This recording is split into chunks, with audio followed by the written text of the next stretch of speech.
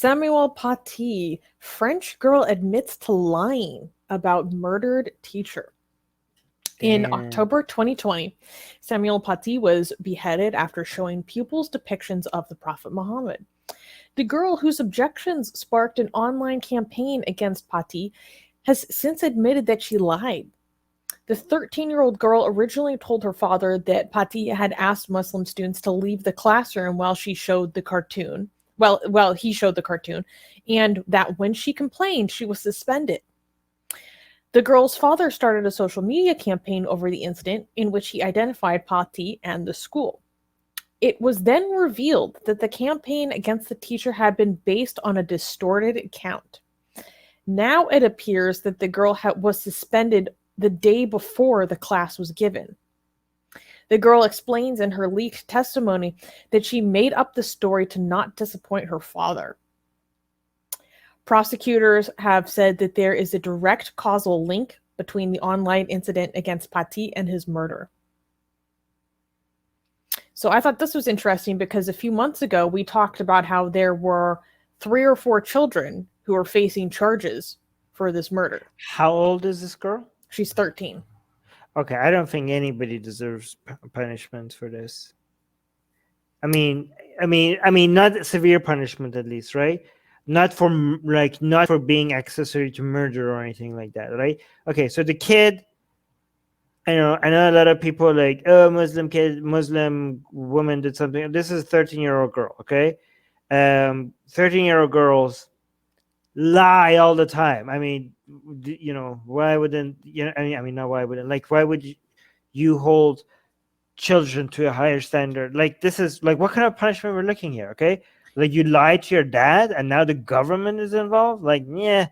I mean, I know the murderer, he was killed. If he wouldn't, he should get all the punishment. Now, this dad that started this campaign against Samuel Paty, okay?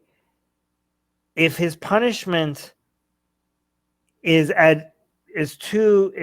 becoming a lot too harsh because of what happened, even though there's no way, if there is no way for us to be able to show that he could have known that this would have been the outcome, like, are we reasonably suggesting that this man should be punished because he started a campaign against his teacher and that led to something that he could have never anticipated it would have happened? Like, maybe I'm not reading this correctly. What do you? Well, I don't know what the evidence shows that whether it's incitement or not. Yeah, I shouldn't have brought up the charges because the charges are actually not a part of the story at all. So what's the story then? As the schoolgirl, as a 13-year-old girl lied, are we like, yeah? And water is wet. Like, teenagers lie. Hey guys, before we get back to that video, YouTube has fully demonetized our channel for supposedly hateful and harmful conduct, without telling us what we did wrong. If we get to 1,000 patrons, we will be able to keep paying all our team, our editors, our artists, without ever having to worry about monetization again, which would be amazing. Yay! So please support Atheist Republic on Patreon. Link in the description below. Teenage boys lie, teenage girls lies, teenagers lie.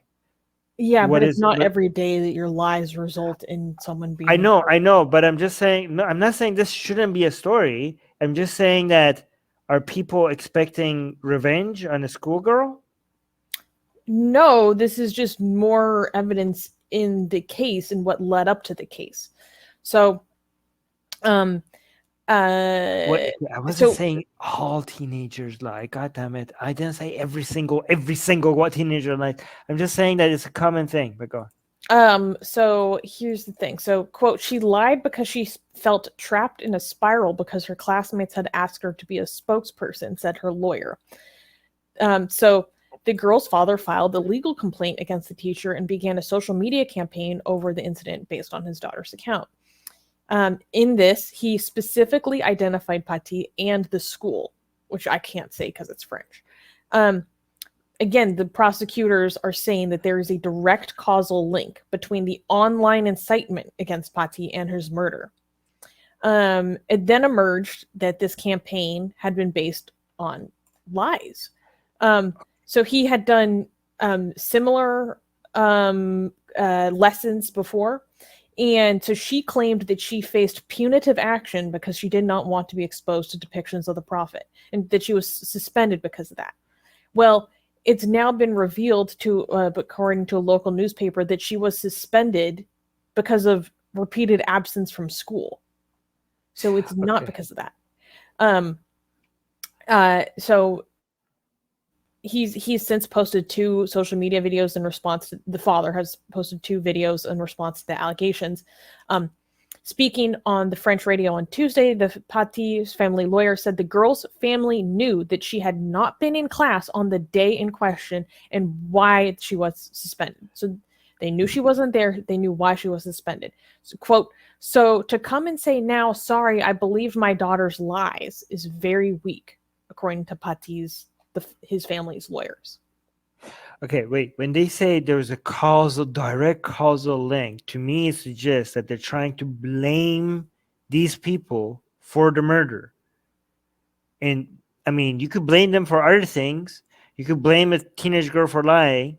You could blame a father for believing his daughter. That'd be weird. You could say that the people, the father and the other Muslim community that were trying to do a protest, what were they trying to do? They were trying to bring attention against this teacher for teaching their kids something that they didn't like, right? I mean, to me, that seems like they should be able to do that as long as they're not harassing the teacher, right? If there is proof that they were trying to harass the teacher, then they should be punished simply and only for trying to harass the teacher. But the fact that this led to a murder should not change how harsh the punishment is going to be. There are many things that the thing, when they say this had a direct causal link to the murder,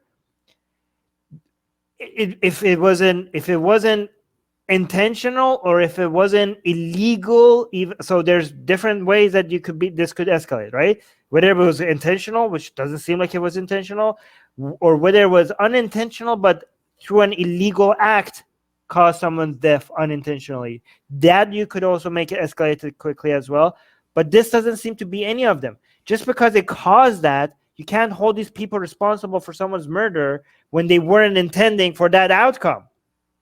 Rivka.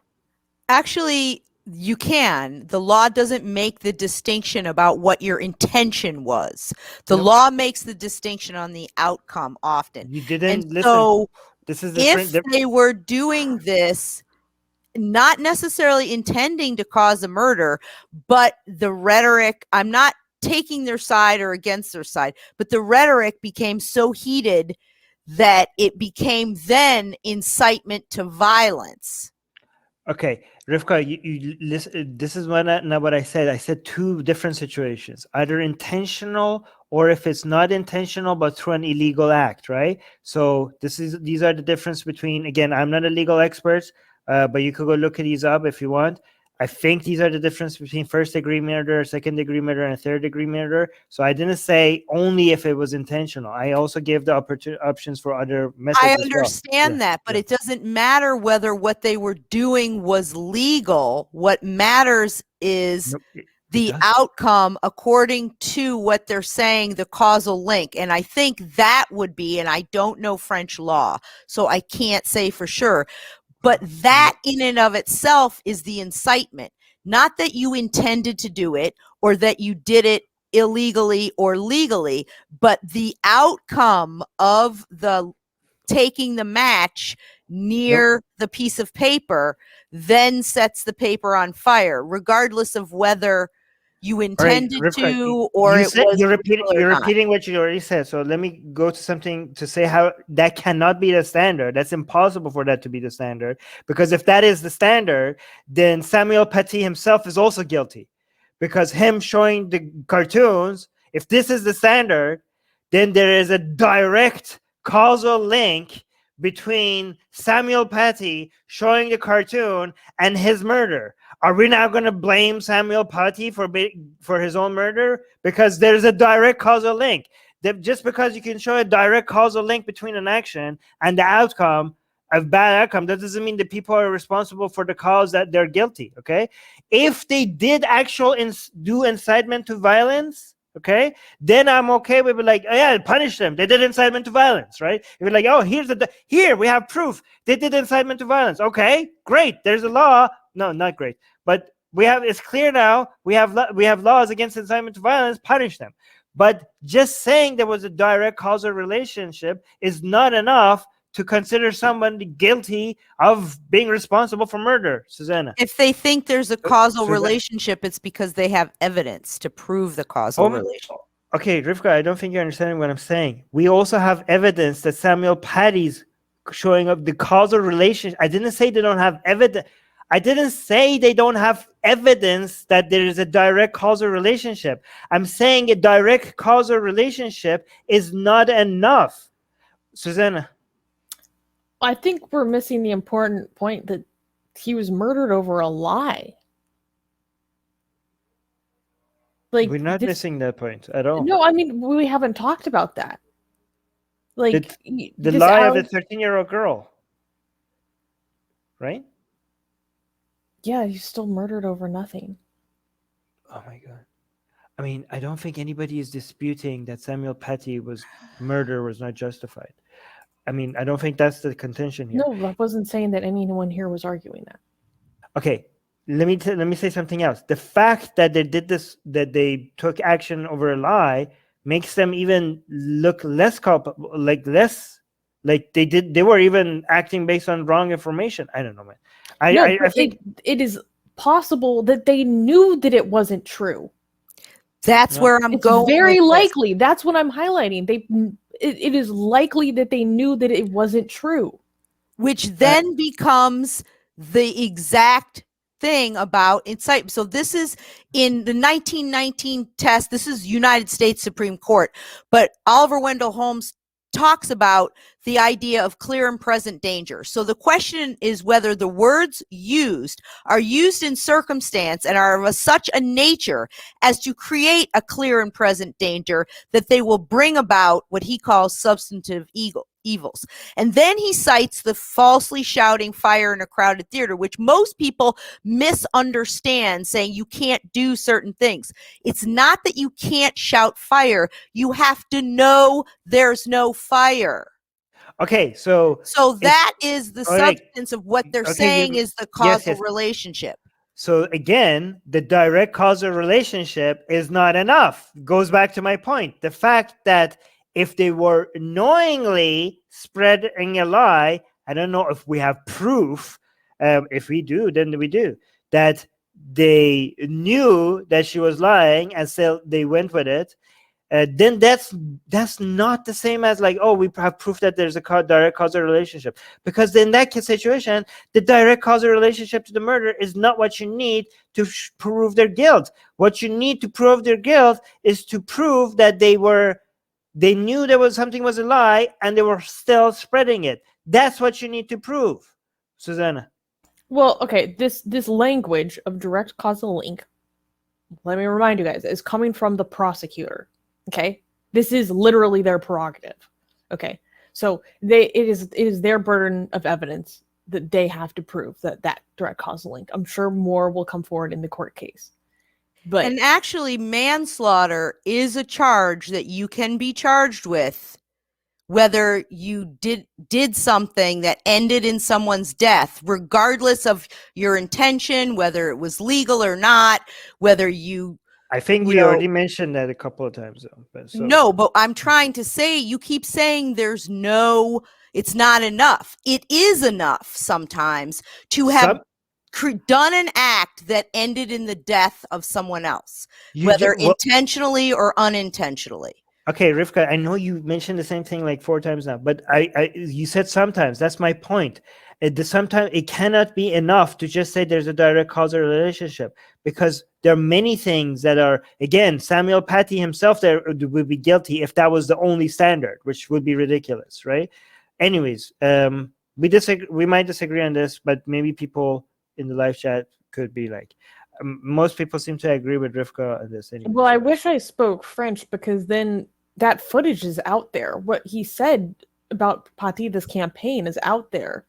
So a lot of this comes down to, we don't have the exact information to know for ourselves how much of this meets the criteria of incitement. That's why a lot of the evidence is sealed too. That's why I keep using the words, if this is what you need, this would not be enough. A direct causal relationship would be not enough. They would be guilty if they could show that they were doing incitement to violence. They would be guilty if they could show that they were knowingly spreading a lie. These would be added to the direct causal argument for them to be guilty. But just saying that, oh, it directly, cause of, well, I don't know, maybe did the murderer show up in an Uber? Then the Uber driver is guilty as well, because if there's a direct causal relationship there as well. I think you're misunderstanding direct causal relationship. It's one variable causes a change in another, and there's no intervening ones, so to speak. That's exactly what I'm saying. So Samuel Paty drawing the cartoon would be the same thing. I'm just saying that is a key factor. It's not enough. There needs to be other factors as well. Anyways, I think we spent enough time on this one. Okay. All right. Can we clap for the next news? Yeah. By the way, Rivka, I know. I hope you're okay. Like, you don't feel like I'm being aggressive when you're good. No, I just really don't think you understand the point I'm making, or that you understand that point of law. But that's something we can not necessarily argue for an hour on. Or maybe I understand you. I'm misrepresenting you on purpose. Maybe I'm spinning a lie. No. It's part of your anti-Semitism. Hey, it's my culture. I'm Iranian. Yeah. Hey guys, if you're a fan of blasphemy and sexy Kali, like me, then that means that you probably want more blasphemous art. Well, I have good news for you. If you subscribe to our newsletter, link in the description below, then you get a free booklet of some of the tastiest blasphemous art available today. So, if you want some of this delicious blasphemy, and we're so generous that we update it for you guys weekly for free, all you have to do is sign up for our newsletter below. You can also go to blasphemousart.com/ebook. That's blasphemousart.com/ebook. Sign up with your email, and you get free gifts of this tasty blasphemy. What could be better? So make sure you sign up. Link below.